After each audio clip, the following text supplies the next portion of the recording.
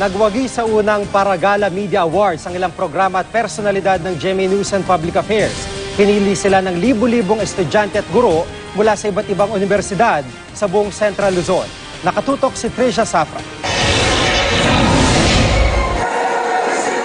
Humakot ng parangal ang GMA News and Public Affairs sa unang Paragala Central Luzon Media Awards na ginanap sa Holy Angel University sa Angeles City, Pampanga.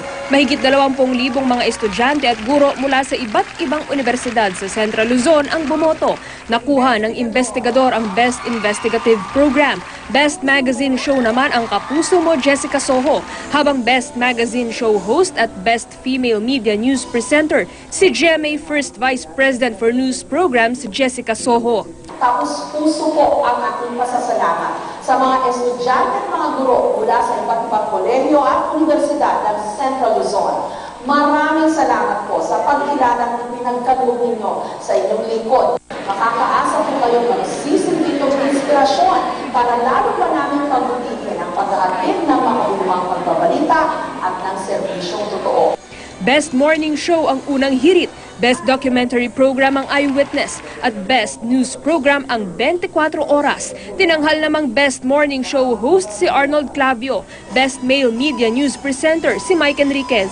Para sa mga manonood to lahat Kaya dapat parating may bago para sa kanila para manatili yung kanilang pagiging mulat sa mga pangyayari. Lalo na ngayon, dami nangyayari.